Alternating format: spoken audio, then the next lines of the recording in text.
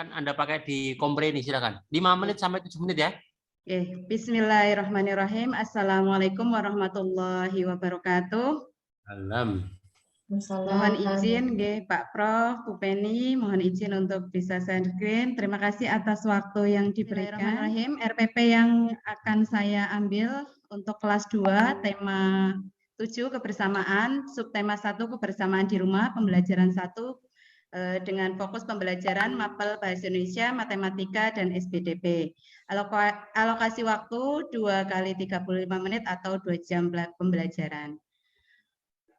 Untuk kompetensi inti yang diambil dari mapel tersebut yaitu yang pertama menerima dan menjalankan ajaran agama yang dianutnya, memiliki perilaku jujur, disiplin, tanggung jawab, santun, peduli, dan percaya diri dalam berinteraksi dengan keluarga, teman, guru, dan keluarga, memahami pengetahuan faktual dengan cara mengamati, mendengar, melihat, membaca, dan menanya, berdasarkan rasa ingin tahu tentang dirinya, makhluk ciptaan Tuhan dan kegiatannya, dan benda-benda yang dijumpainya di rumah dan di sekolah.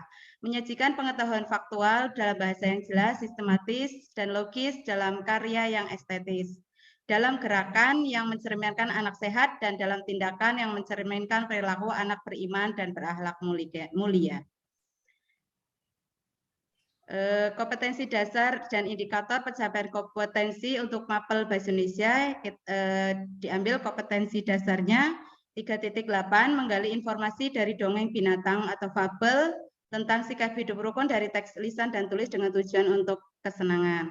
Kemudian untuk 4.8 menceritakan kembali teks dongeng binatang fabel yang menggambarkan sikap hidup rukun yang telah dibaca secara nyaring sebagai bentuk ungkapan diri. Untuk indikator pencapaian kompetensi 3.81 memahami isi dongeng tentang sikap rukun teks lisan dan tulisan dengan baik. 3.8.2 menjelaskan isi dongeng tentang sikap dan teks lisan dengan tulus dan baik. Mempresentasikan isi dongeng tentang hidup rukun dari teks lisan dan tulis dengan baik. Kemudian untuk matematika nanti untuk kompetensi dasarnya 3.7 menjelaskan pecahan setengah, sepertiga, dan seperempat menggunakan benda-benda konkret dalam kehidupan sehari-hari. 4.7 menyajikan pecahan setengah, sepertiga, dan seperempat yang bersesuaian dengan bagian dari keseluruhan suatu benda konkret dalam kehidupan sehari-hari.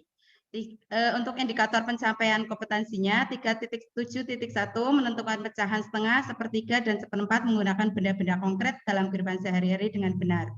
4.7.1 menyebutkan pecahan setengah, sepertiga, dan seperempat yang bersesuaian dengan bagian dari keseluruhan suatu benda konkret dalam kehidupan sehari-hari. Sedangkan untuk mupel seni budaya dan prakarya atau SPDP, saya mengambil kompetensi dasar 3.2 mengenal pola irama sederhana melalui lagu anak-anak. 4.2 menampilkan pola irama sederhana melalui lagu anak-anak. Untuk indikatornya 3.2.1 memahami kuat lemahnya bunyi pada lagu secara cermat.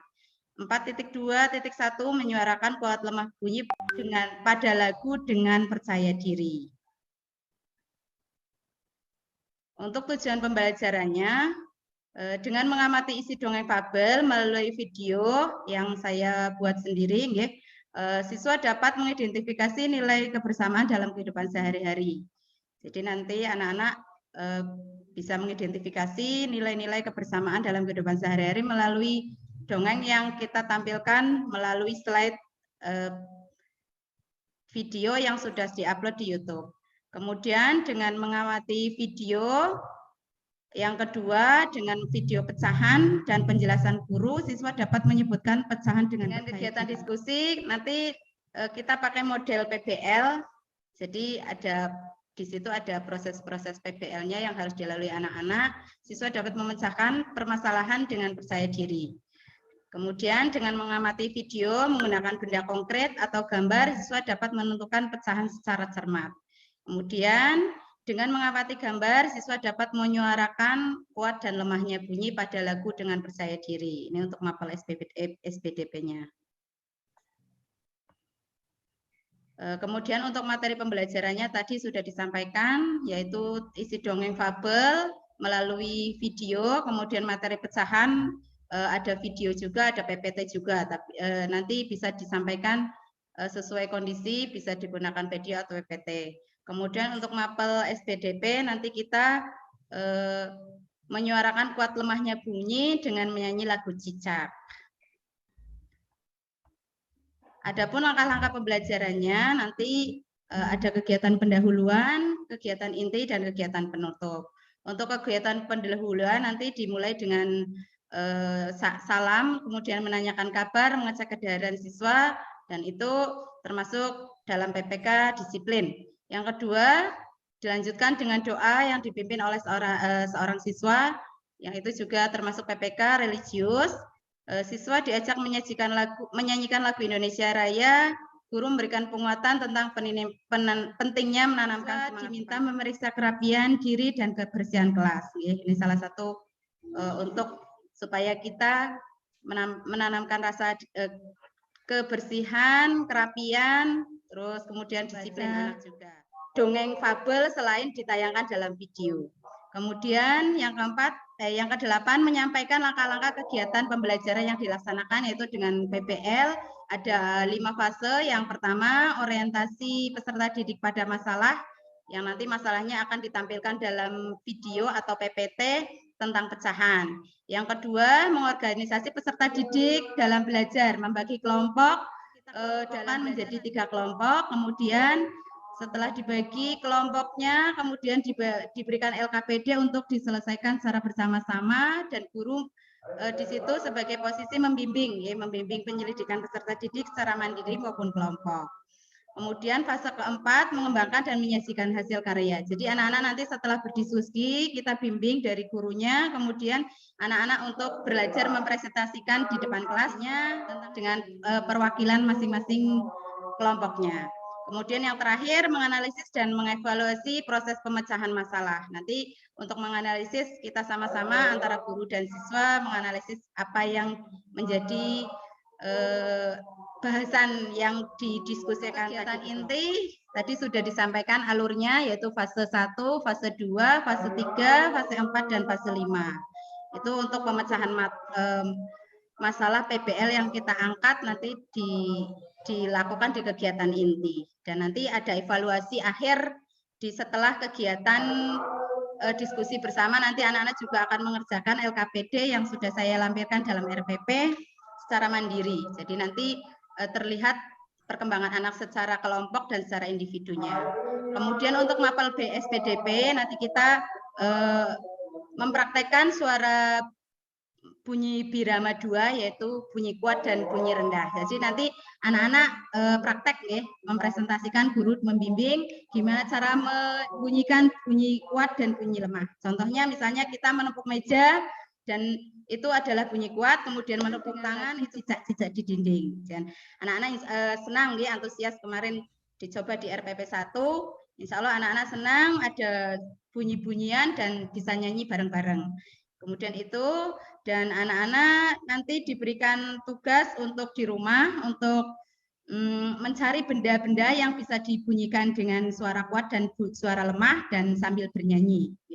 Dibantu dengan orang tua. Bisa lebih cepat? Oh, bisa lebih cepat. Ya, setelah selesai penutup, siswa bersama guru melakukan refleksi. Jadi nanti refleksi direfleksikan apa yang sudah dipelajari, kemudian bertanya kepada siswa, kemudian guru memberikan motivasi. Nanti guru menyediakan bentuk apresiasi kepada anak berupa bintang, bintang untuk sebagai motivasi anak untuk selalu belajar dan terus berkembang terus untuk berpikir. Itu kemudian untuk yang terakhir nanti kita ada penilaian, yaitu teknik penilaiannya kita gunakan dengan penilaian sikap berupa lembar observasi, penilaian pengetahuan berupa tes tertulis, ada isian, kemudian penilaian keterampilan berupa unjuk kerja. Jadi nanti kalau misalnya penilaian ini KKM, nanti kita ada remedial. Jadi siswa yang belum bisa dengan ketentuan yang sudah ditentukan di guru, nanti diadakan remedial, dan bagi siswa yang sudah memenuhi atau melebihi dari KKM, nanti diadakan pengayahan. Begitu, terima kasih presentasi tentang RPP saya, RPP 1, dan Mohon maaf nggih, banyak kekurangan. Terima kasih. Assalamualaikum warahmatullahi wabarakatuh. Sehat Bu Yuli. Alhamdulillah, luar biasa. Allahu Akbar. Bu Yuli, ini kan Oke. materinya tentang apa ini Bu Yuli? Materinya kebersamaan. Bersamaan. Kalau materi ini kan, ini untuk kelas rendah ya? Oke, kelas 3. rendah. Oh ini tidak dimotivasi pun anak-anak sudah semangat ya? Oke, Betul gitu Bu? insyaallah. Oke, insya Allah Bu. Kan banyak prakteknya. Tadi belum Di disampaikan awal ya? speakingnya. Di awal harus ada itu ya. Oke. Semangat motivasi. Kemudian inovasi dalam pembelajaran ini apa Bu kira-kira? Kalau saya di situ insya Allah menampilkan video yang sudah diediting kemarin, kita tampilkan lewat media, proyektor, dan kita gunakan laptop untuk menayangkan. Jadi biasanya kan pakai medianya. Di mana letak penerapan pendidikannya untuk siswa itu? Maksudnya dalam penerapan PBL itu bagaimana sih letak cara mendidik siswanya itu di mana? Iya. Untuk PBL apa memang, sih? Maksudnya untuk ya, untuk siswa itu didik untuk apa gitu? Dididik untuk apa? Tujuannya di sini untuk PBL itu supaya anak-anak bisa memecahkan apapun masalahnya yang dihadapi anak-anak, terutama dalam kehidupan sehari-hari dari sejak dini, sejak kecil, karena PBL ini mengungkap, ibaratnya mengupas sebuah masalah, dan nanti anak-anak juga bisa belajar diskusi, tidak hanya bisa menang sendiri. Kadang kan kita kalau nggak pernah berdiskusi, kita cenderung suka menang sendiri. Jadi diarahkan ke situ, anak-anak bisa memecahkan masalah dengan cara berdiskusi, bijaksana, dan anak-anak bisa percaya diri untuk mengungkapkan apa yang menjadi pilihan. Kemudian yang terakhir, cara Ibu untuk membuat pembelajaran jadi menyenangkan, mengasihkan itu bagaimana? Ya. Yang pertama tadi dengan ada ice breaking untuk membangkitkan semangat anak-anak, kemudian dengan media yang dipakai oleh guru, dengan media tadi audiovisual, jadi anak-anak bisa melihat langsung dan mendengarkan langsung dari pakai audiovisual, jadi tidak pakai konsep yang seperti zaman dahulu hanya ceramah saja, jadi seperti itu dengan media-media yang selalu berkembang. Kemudian dengan motivasi berupa ucapan, selamat, hebat, anak pinter, misalnya seperti itu. Kemudian ada motivasi yang berupa misalnya gambar bentuk bintang ataupun bentuk-bentuk yang lain. Ya, cukup Bu, terima kasih. Terima kasih. Terima kasih Bu Yulianti ya. Oke, Pak. Gini, saya mau tanya, ketika Anda membuat RPP ini, itu Anda pakai teori belajar apa? Teori belajar konstruktivisme, Pak. Kemudian kognitif, kemudian konstruktivisme, kemudian humanistik. Yang terakhir apa? Humanistik, Pak. Humanistik. Oke, konstruktivisme itu yang gimana? Jadi kita mengajak anak-anak untuk bisa membangun pengetahuannya melalui video yang ditampilkan atau dengan media-media yang lain. Oke, selanjutnya ketika tadi materinya apa, Bu? Materi kebersamaan. Ayat beneran Pak, nyun sewu Pak. 9. Ayat 9. An-Nisa ayat 9. A'udzu billahi minasyaitonir rajim. Bismillahirrahmanirrahim. Wal yakhshal ladzina law taraku min khalfihim dzurriyyatan dhi'afan khafu 'alaihim falyattaqullaha wal yaqulu qawlan syadida. Oke, itu ada tajwid, nun tanwin, ada apa aja itu dari depan? nun sukun ketemu kho min khalfihim Kayak contoh nih. min qabl min ba'd. Dah, sekarang nulis Bu, nulis ayat pertama dari Anas coba.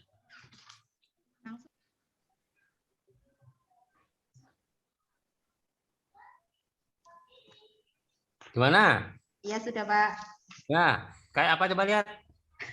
Jelek Pak tulisannya Pak. Maju lagi. Oh, ya, dah. Terima kasih Bu.